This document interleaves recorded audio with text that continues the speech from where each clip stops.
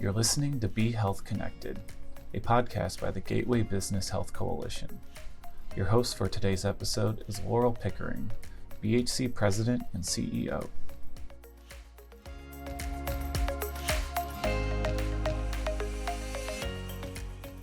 Hi, I'm Laurel Pickering, President and CEO at the BHC, and welcome back to the BHC's Be Health Connected podcast. As many of you know, BHC actively monitors and testifies on bills that could potentially impact employer-sponsored benefits. We actually have lobbyists that we've hired to work with us in Jeff City in Missouri. So it's a real commitment to the coalition, and we know that many of our members rely on us to stay on top of the policy issues affecting them and be their advocate, whether it's in Jeff City or at the federal level. We're clearly focused on topics that keep care affordable, improve quality of care. And since I've joined, I've been diving into policy in a way that I haven't in a very long time. And I have made one trip to Jeff City with Mark, who is our guest, who I'm going to introduce shortly, and had the opportunity to meet some of the legislators there and testify on a couple bills that are important to the coalition and to our members. So I am joined today by Mark Dalton, who's the political director for the Carpenters Union of Missouri. He is also on the board of the Midwest Health Initiative, which is our sister organization, which many of you know about. And a little fun fact about Mark is that he actually started as a carpenter in the union and is now the political director, which is fun. And I'm also thrilled to be joined by Sean Greminger, who's the president and CEO of the National Alliance for Healthcare Purchaser Coalitions, which most of you know is our umbrella organization for all the coalitions around the country. And many of you know that Sean joined us at our annual meeting in November to give the federal and national perspective on health policy right after the election happened. And you did such a great job, Sean, and everyone was really impressed with your ability to come just a day or two later and really give us all perspective on the future. So we are going to be diving into policy issues that affect employers and would love both of your unique perspectives at the state and at the federal level. And I have been with both of you meeting with legislators in Jeff City and in Washington. So this is just nice that we could come together and have this conversation. So thank you for joining me. Thanks for having me. Pleasure. All right, Mark, we're going to start with you. We're going to start small and then get big. Start at the state level. Let's start by talking about some of the hot topics at the state level. Now, you spend most of your time in Jeff City and are, very active with legislation statewide. So tell me some of the most significant policy trends that are currently being discussed at the state, and especially those that could impact employer-sponsored benefits. Yeah, to talk about some of the topics being discussed, transparency is a huge topic between businesses, companies, purchasers, and their PBM and the pharmacies. The transparency has been a huge topic. I think most people are on the same page as that. Everybody wants transparency. It's just a matter of how and where. So those are the things being discussed in the legislation.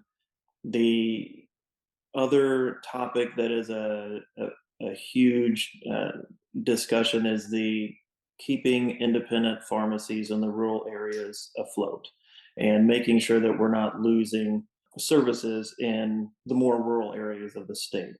And then also just the options in which businesses or fund plans can set up their benefit plans. Some of the topics being discussed restrict some of those abilities. So those are kind of the main trends that are transforming the legislation we're seeing. So you mentioned, all issues that we've been tracking that are important to us, transparency clearly being, one of our major values, one of the major areas that we think are critically important. With the Midwest Health Initiative, which you sit on the board of, we do reporting on providers. We're part of Leapfrog, anything that's going to be able to reveal the true cost and quality of care, critically important. And then pharmacy benefits. So pharmacy benefits continue to be a hot topic in the Missouri legislature. and everywhere nationally as well. And I know Sean is going to talk about that. But can you walk through how some of these bills have the potential to increase pharmacy plan costs for employers and their employees? You did touch on the independent pharmacy issue. I know the whole narrow networks is something that's been discussed, and limiting the ability of employers to narrow networks, as well as certain pricing models. But I'd love for you to just talk a little bit specifically about some of the things that we're seeing in those bills. Yes, some of the things in there are directed at how a business or a fund plan can set up a PBM to operate on their behalf, and what model they follow. It restricts some of those options, which will have a cost effect on the payer. The other portion of any willing providers where they are looking to restrict the ability of a plan to direct their members in a certain direction or away from certain pharmacies. As far as labor goes, that's an important issue for us because you were able to direct our members to certain specific pharmacies we know we can get better deals on, or away from other pharmacies. Another issue that in labor, we support businesses that support unions, and the opposite side of that, we avoid businesses that do not utilize union labor. So our ability to focus on, if there's a larger pharmacy that is not using, our members to build their pharmacies or to do work on their pharmacies, we can, direct our members, hey, let's avoid these pharmacies because they're not supporting us, so we're not going to support them. So some of the legislation in there affects our ability to do that. And then our specialty pharmaceuticals, the Carpenters have a nationwide plan to target the very high end pharmaceuticals.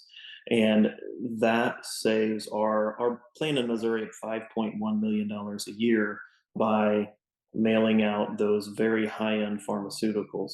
Some of the legislation that we're looking at aims to eliminate that, to where we can require our members to get it this way, and that's the way that helps our fund, our benefits fund, save costs. So there's several different ways.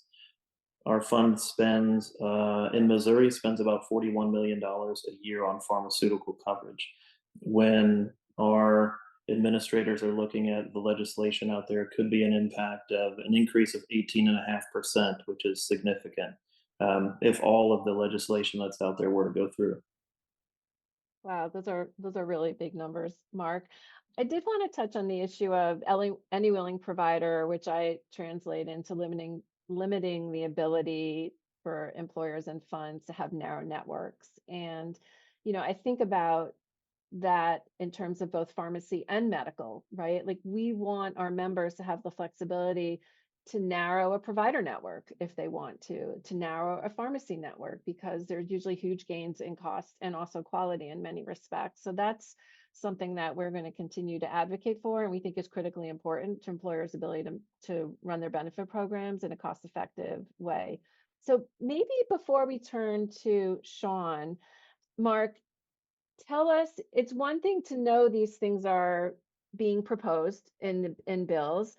Where are we in terms of the process? Like, how likely are some of these bills to be passed as laws, and where do you see them going in terms of this legislative session? So this session is halfway over. So usually the beginning half of session is bills are filed. You have hearings, so you get your public testimony for and against.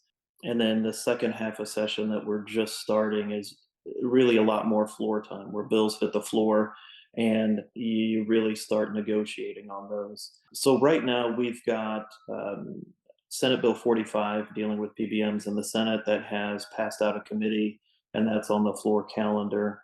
And then you've got a couple of House bills, 982 and 840, that were rolled together. They were identical, but those two were passed just last week as well, and out of committee. So both of those are starting to move to the floor, and the negotiations on what can stay in those bills and what will get pulled out are underway. And so there's with as many bills that are filed in Missouri, there's over 1,200 bills in the House filed, and the Senate hundreds as well. So there's very limited on what actually gets passed. But the this topic has been around for a handful of years and has been intensifying every single year. And there's a lot of legislators that want to see something passed so that they can move on from this topic. So Mm. there is a good possibility something will get passed. We're just trying to make sure that it's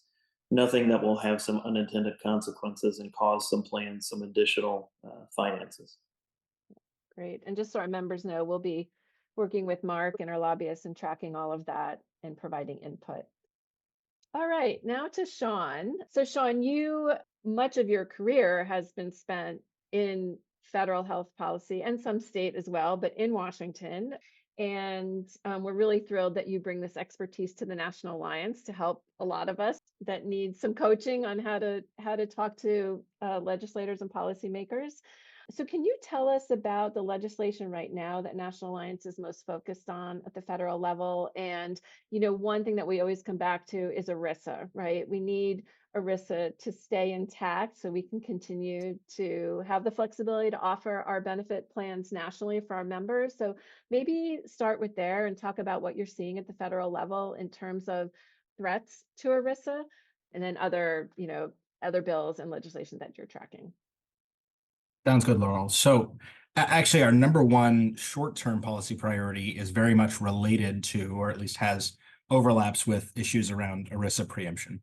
So in the short term, by which I mean first half of this year, Mark said, that your session is about halfway over. Of course, in Congress, we have 2-year sessions that kind of go on forever. So we are still very much kind of in the first quarter of the entire cycle, which will not wrap up until November, December of 2026. Our immediate first term or short-term priority is on passing comprehensive PBM reform. And there was legislation that was nearly passed back in December of last year. It has bipartisan, bicameral support, support by both the outgoing Biden administration and, to our best of our knowledge, the incoming Trump administration.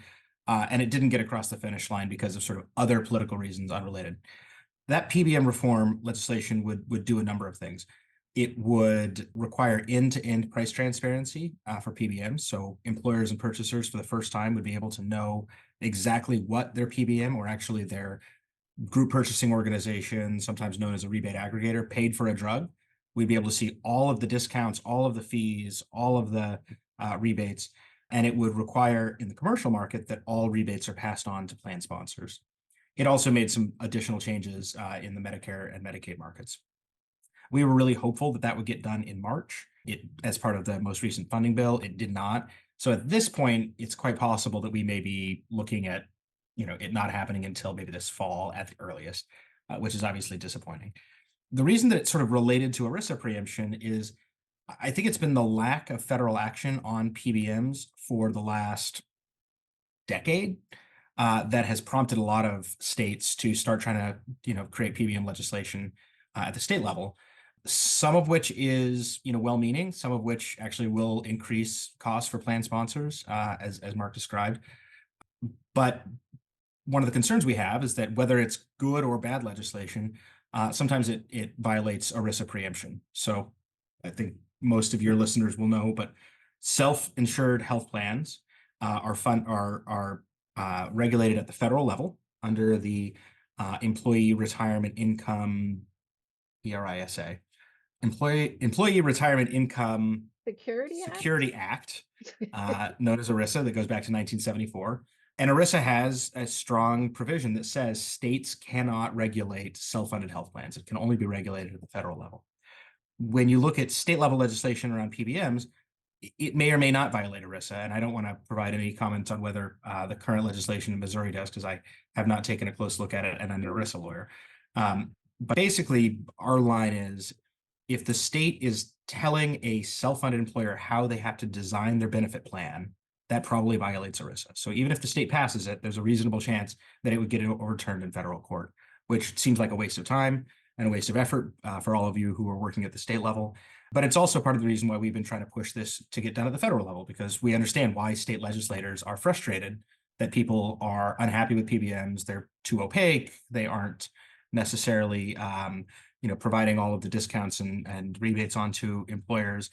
They are arguably putting independent pharmacies out of business because of their business practices. So it's understandable why state legislators want to go there, but it is still probably a federal issue in a lot of cases.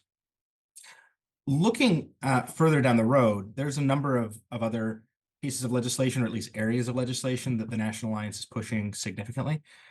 So first, I would start with increased transparency, just as we started with kind of the focus in Jefferson City. One of the areas that employers often express frustration is that they are unable to see in full detail their claims data. And that theoretically should have gotten taken care of under what was called the Consolidated Appropriations Act of 2020. So legislation passed 4 years ago, which basically says we should have access to our own claims data. Unfortunately, a lot of insurance carriers continue to deny access or make it very difficult or only provide some of the data that we need. And so the National Alliance is strongly supportive of legislation which would provide real meaningful action to enable us to see all of our claims data upon request so that employers can actually make better plan decisions. We've been working on legislation to try to stem the tide of consolidation in the hospital market. We know, there's a mountain of academic evidence that shows more consolidated markets are higher priced. The more you have, a dominant 1, 2, or 3 hospital systems in a metro area, the higher prices are that they charge for employers and purchasers. So we've been trying to stop further consolidation and then try to at least mitigate the impact of consolidation by banning anti-competitive contracts between hospitals and health plans. We've had a small degree of success, but we really have a lot more work to do on that end of things. There's some interest, maybe for the first time among Republicans, on actually taking on the pharmaceutical industry. President Trump's sort of starting point on prescription drugs is somewhat different than where Republicans have been in the past, traditionally. And there are leading Republicans, particularly in the Senate, that have said, hey, we should cut down on or try to stop some of the patent gaming that we buy brand name drug makers to keep their drugs on patent for longer. And it would be a huge success if we were able to stop things like what we call patent thickets, where a drug company will put dozens of patents on a single drug, or patent evergreening, where as the drug gets closer to having its patent in, they add a couple more patents on at the end. There's a number of different mechanisms that drug companies try to use, and we're obviously very focused on trying to change that. And then, of course, a program that is, I was going to say, near and dear to my heart. What I mean is a program that I have dealt with my entire career, which is the 340B drug pricing program. This is a program that was created back in 1992. It was originally designed to mitigate the unintended consequences of the Medicaid drug rebate rule, which was passed in 1990. It enabled core safety net providers, so community health centers and kind of core urban safety net hospitals that treat a lot of uninsured and Medicaid patients, to buy drugs at a discount, which would then allow them to use those savings to try to invest in low-income communities and low-income people. It has been expanded beyond, I think, anybody's wildest imagination. Today, more than half the hospitals in the country now participate in 340B, including a whole bunch of them don't in any way resemble safety nets. There's a lot of reasons for that expansion. Hospitals and community health centers will now have very large pharmacy networks that they call contract pharmacies, so that they can capture a whole lot of drug claims under their system. And it's causing employers and purchasers a lot of money. Because when 340B expands, we lose access to drug rebates that would otherwise be negotiated with us, for us, by PBMs. It drives consolidation, and there's really strong evidence showing hospitals that participate in 340B price their drugs higher and prescribe more high-priced drugs than non-340B providers. So the cost to employers and purchasers is really significant. There is now state legislation all over the country, and I think in Missouri, to effectively lock in the use of these very large contract pharmacy networks. Again, I think for a lot of legislators, it looks well-meaning. They want to protect a program that is legitimately helping core safety net hospitals, rural hospitals, which of course are very financially challenged, community health centers. The challenge we find is that most of the growth in 340B, in fact, now about 75% of the program, is in large consolidated healthcare systems around the country who are making huge profits on being able to buy at a discount and then charge commercial insured patients at a higher price. And it's unclear that any significant amount of money is actually ending up in the hands of low-income patients or in the economies of underserved communities. So we've been very focused on trying to stop stupid legislation at the state level, working with our coalitions around the country, and try to push instead better transparency into a program that continues to be opaque.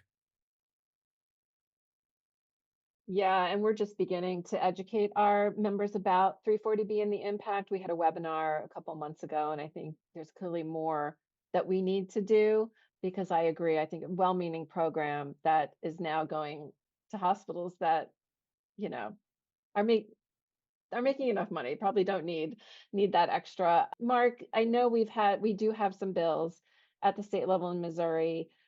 There was one, I understand, that was passed last year, and we thought that the 340B issue had been handled, but it came back again. Can you just say, something about what's happening at the state level with 340B?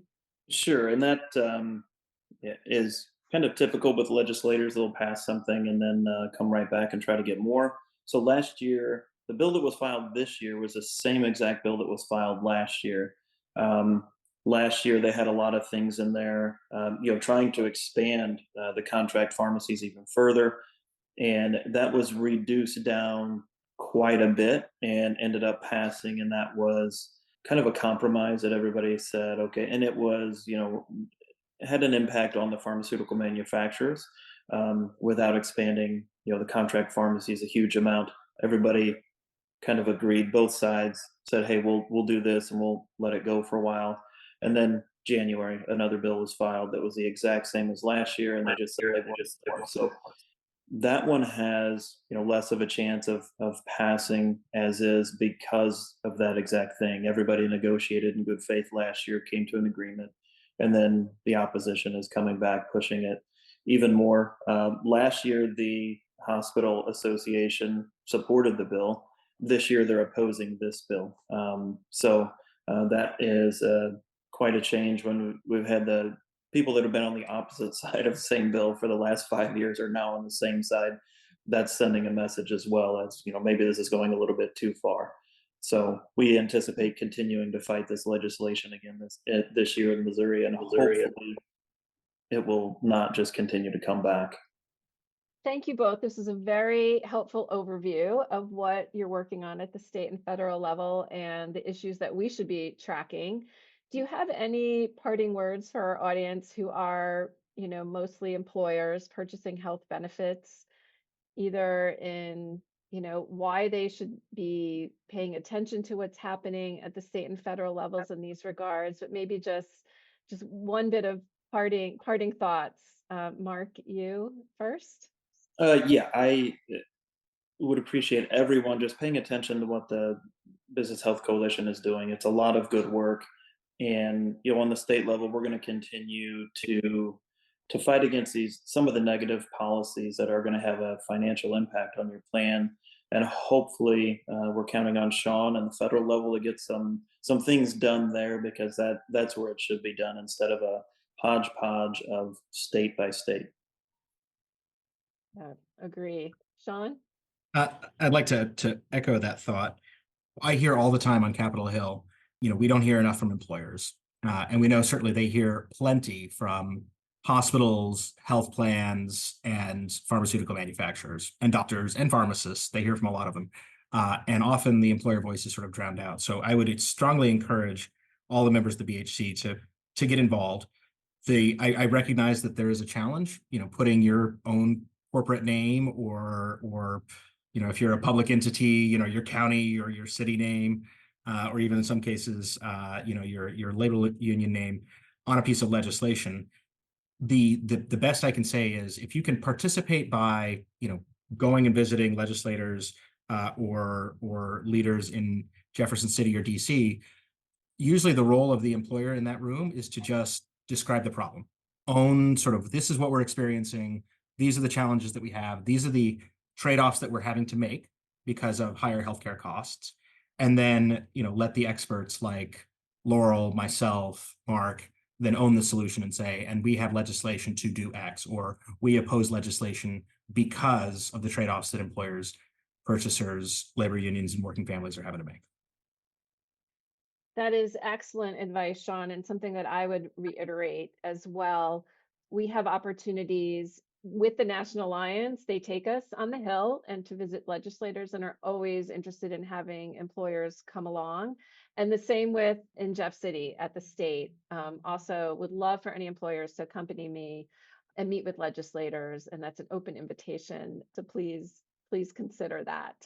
Well, thank you both so much for sitting down to talk with us today about this timely, important topic of health policy and what's happening in the state and federally that are going to affect plan sponsors.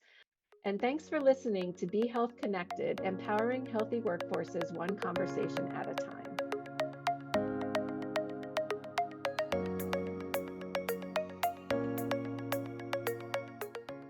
Thank you for listening to the Be Health Connected podcast. For additional episodes or to learn more about employer resources available through the Gateway Business Health Coalition, please visit www.gatewaybhc.org.